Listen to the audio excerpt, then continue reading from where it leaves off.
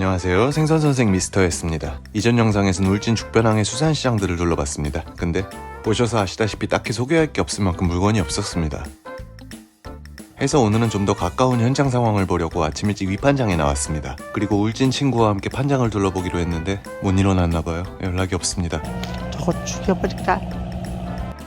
사실 어제가 이 친구의 생일이라 과음을 좀 했거든요. 일부러 울진까지 내려온 것도 겸사겸사 그래서입니다. 어제 밥을 먹고 이 친구네 가게로 찾아갔더니 안녕하십니까. 잔치 음식 준비가 한창이더라고요. 이거 어디서 많이 본 듯한 얼굴인데 수산물에 미친 사람들이지만 간혹 그냥 미친 사람도 있음. 생일이니 한잔하자고 사람들을 초대했거든요. 근데 이 멀고 먼 울진까지 사람들이 많이 왔더라고요. 오랜만에 만난 반가운 사람들과 서로 인사도 나누고 주방에 재밌는 게 보이네요. 금붕어같이 생긴 이건 방건조된 도화돔입니다. 이렇게 보니 정말 바다의 금붕어 같죠?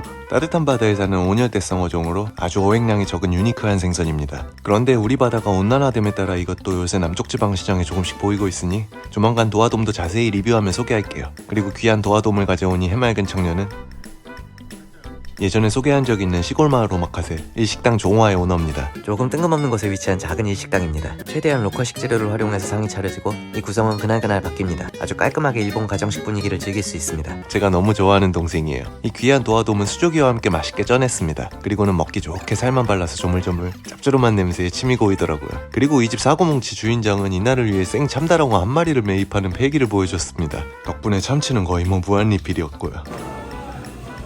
그리고 오징어 통찜도 나오고 마약을 섞은 듯한 비빔국수도 나오고 울진의 명물 보리새우장도 나왔네요. 거기다가 제일 중요한 음료수까지 나왔습니다. 맛있게 먹을 준비가 모두 끝났네요. 여기서 잠시 생일자의 한마디 들어보겠습니다. 다들 넘게 와주셔서 감사하고요. 네, 와주셔서 감사합니다. 이제 배 터지게 먹는 시간입니다. 지난 영상을 보셨으면 아시겠지만 머나먼 울진에 도착하자마자 곧장 시원하게 달리기 시작합니다. 그럼 오늘도 맛있게 잘 먹겠습니다. 곧바로 2차 왔습니다. 그럼 오늘도 맛있게 잘 먹겠습니다. 어이가 없네. 배가 터질 것 같아도 맛있는 참치는 못 참치. 이건 동해안에서 보리새우라 부르는 가시진흙 새우를 양념게장처럼 무친 건데 삼척부터 울진까지 이쪽 지역에서 예전부터 즐겨 먹어온 토속 음식이에요. 껍질이 부드러워 모두 먹을 수 있는데 양념이 완전 요물입니다. 이건 아까 무쳐놓은 도화돔 찜이고요. 배부를 때도 맛있다는 건 정말 맛있는 거겠죠? 부드러운 오징어 통찜도 오랜만에 맛봤네요. 워낙 사람이 많이 모인 데다가 초면인 분들도 계셔서 중간중간 인사도 나눴고요. 이후로는 왁자지껄 즐겁게 먹고 마셨습니다. 생일 축하 노래도 빠질 수 없죠.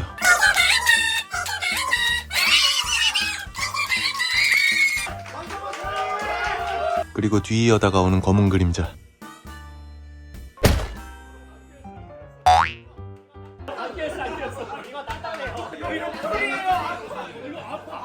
하드케이크라 얼굴에 던졌는데도 멀쩡합니다. 그 외에도 따로 음식을 준비해 오신 분들이 계셨습니다. 속이 시원한 다슬기 해장국을 준비해 오셨네요. 그리고 예전에도 소개드린 닥터셰프 임상진 원장님은 무려 현장에서 기깔나게 맛있는 냉면을 만들어 주셨습니다. 냉면이 어찌나 맛있었으면. 숨도 안 쉬고 한 젓가락에 흡입하는 주인장. 수산물에 미친 사람들이지만 간혹 그냥 미친 사람도 있음. 결국 새벽 늦게 노래방까지. 이랬으니 뭐 오늘 새벽에 늦잠 잔 건 한번 봐주는 걸로 하겠습니다. 반가운 사람들과 너무 즐거운 시간이었네요. 하지만 내년에 또 부르면 죽여버리. 마지막으로 업장 소개도 조금 하자면 여긴 울진 죽변항에 위치한 숙성회 전문점입니다. 인당 3만원짜리 사장카세로 유명한 집이에요. 가성비가 미친 걸로 벌써 소문이 났더라고요. 울진에 물건이 없으면 노량진까지 달려와서 사입을 해갈 만큼 열정 많은 친구입니다. 그리고 생긴 게 그래도 물거나 하진 않아요. 사실 울진은 밤에 할 게 정말 없죠. 그럴 땐 여기 한번 들러보세요. 제 이름을 팔면 이런 귀여운 친구가 반갑게 맞아줄 겁니다. 그리고 제 욕을 뭐라고 했는지는 나중에 저한테 따로 알려주세요. 자, 다시 죽변항 위판장으로 돌아왔습니다. 이른 아침 어선들이 하나둘 들어오고 있는데요. 어떤 싱싱한 수산물들이 있을지 궁금하네요. 함께 가보시죠. 어선 앞에서 즉석으로 현장 경매가 이루어지고 있습니다. 죽변항 경매는 보통 5시 정도부터 배가 입항하는 대로 시작하더라고요. 물건을 일괄로 펼쳐놓고 하는 게 아니라 그때그때 수시로 이루어집니다. 계속 기상 상황이 좋지 않았던 탓에 이 전날은 출항한 어선이 몇 없었네요. 그래도 고무대야에 약간의 화로들이 담겨있는 게 보입니다. 과연 이건 어떤 생선들일까요? 네, 바로 다름 아닌 고등어였습니다. 싱싱하고 맛있는 고등어다 라고 좋아할 수도 있지만 지금 시기 특히 동해안의 고등어는 정말 맛이 없습니다. 산란을 마친 지 얼마 되지 않았거든요. 그래서 대체로 빵도 약하고 기름기도 부족합니다. 근데 산란기를 떠나서 동해 연안 고등어는 이상하게 맛이 떨어집니다. 예전에도 이야기한 적이 있었죠. 고등어들도 집집마다 수조에 많이 보입니다. 때깔도 좋고 통통해 보이지만 실상 지금 자연산 고등어는 맛이 떨어집니다. 기름기가 없거든요. 이 시기엔 차라리 양식이 훨씬 더 낫습니다. 특히 동해 북부 강원도산은 유독 맛이 덜한 경향이 있는데 정말 미스테리한 게 동해 고등어는 앞만 통통해도 맛이 좀 심심하더라고요. 심지어 이 고도리들은 자라도 너무 자라요. 과연 쓸데가 있을지도 의문입니다. 말했듯이 이 시기에 고등어 회를 드시고 싶으시다면 차라리 사료를 먹여 기름기가 많은 양식을 드시는 게 훨씬 낫습니다. 자연산과 다르게 양식은 여름철에도 평타 정도는 치거든요.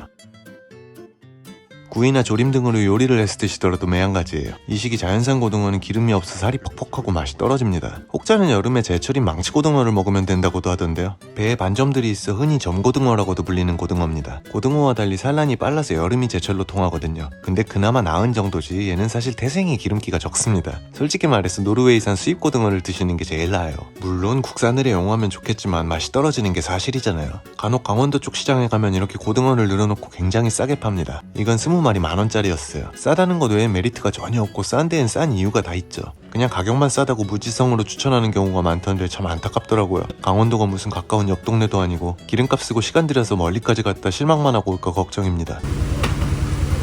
오늘은 너무 안 좋은 이야기만 한 것 같네요. 고등어한테 미안하게 시리. 이쪽에 또 배가 한 척이 방했습니다. 이것저것 담겨있긴 한데 여기는 과연 뭘 잡아왔으려나요? 네, 역시 신선한 고등어입니다. 어찌된 게 이놈의 고등어밖에 없네요 정말. 그나마 보이는 건 방어들입니다. 근데 여름 방어도 고등어 못지않다는 건 다들 잘 아실 겁니다. 그나마 보이는 다크호스 오징어고요. 오징어가 이렇게 반갑긴 또 처음이네요. 그마저도 물량이 꼴랑 이게 답니다. 위판장으로 돌아와 보니 한켠에 고무대야가 깔렸어요. 동해안 하면 역시 가자미죠. 얘네들은 참가자미란 친구들입니다. 뒤집어 보면 배 가장자리를 따라 노란색 V자 무늬가 있어서 노란가자미라는 방언으로도 불리는데요. 지금부터 제철이고 가자미 중에도 꽤나 맛 좋은 녀석입니다. 주인공인 가자미 새꽃입니다. 여기선 새꽃이의 자연산 참가자미를 쓰고요.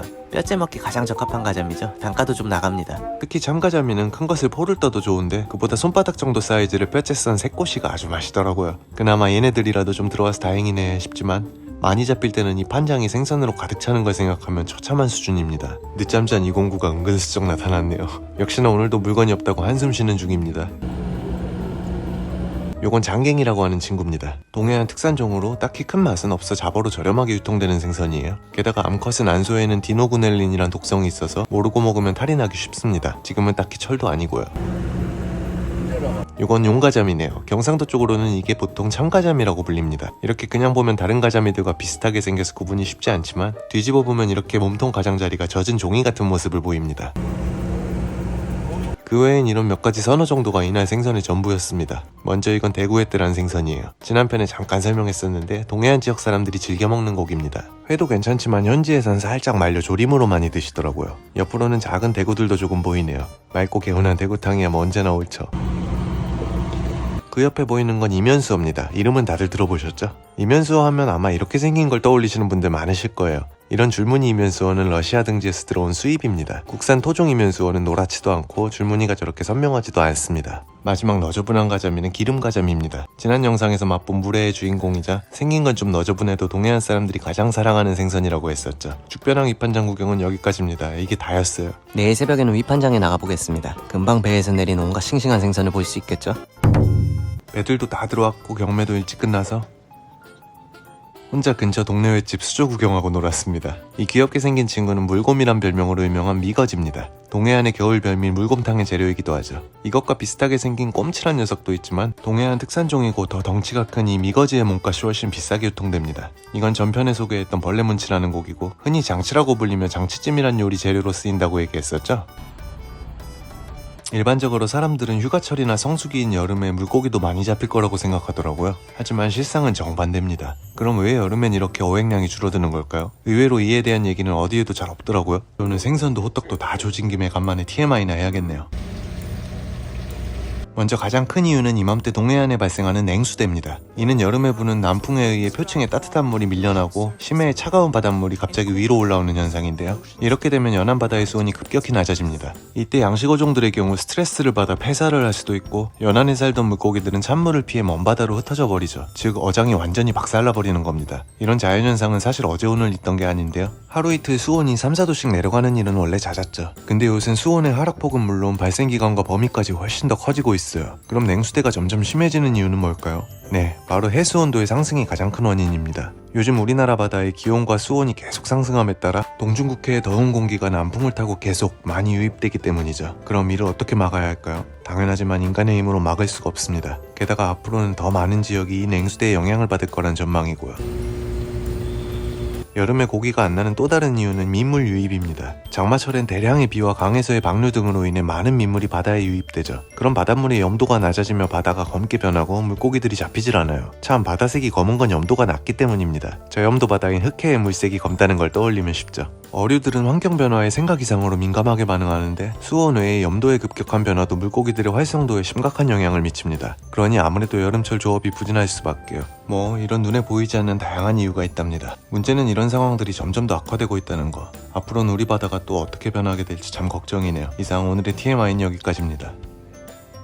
구경은 다 했고 아침 식사를 하러 왔습니다. 어제 대구탕을 먹고 갔던 그 집이고요. 음식이 맛있어서 아침에 또 들렀네요. 다들 거하게 한잔 했기에 메뉴는 복국입니다. 오늘도 여전히 맛있는 밑반찬들이고 역시 또 향긋한 산서가 식초 살짝 둘러줍니다. 해장에는 맑은 볶국만한 게 또 없죠. 정말 최고입니다. 보고는 밀보고 있었네요. 코로 들어가는지 입으로 들어가는지도 모르게 먹었어요. 그럼 오늘도 맛있게 잘 먹었습니다. 오늘은 경북 울진 죽변항의 아침 밑반장을 둘러봤습니다. 좀 더 다양한 모습을 접하지 못한 게 살짝 아쉽지만 그래도 이래저래 참 즐거운 여행이었네요. 어쨌든 오늘도 재밌게 보셨다면 구독과 좋아요 부탁드리며 마치겠습니다. 시청해주셔서 감사합니다. 다음 영상에서 만나요.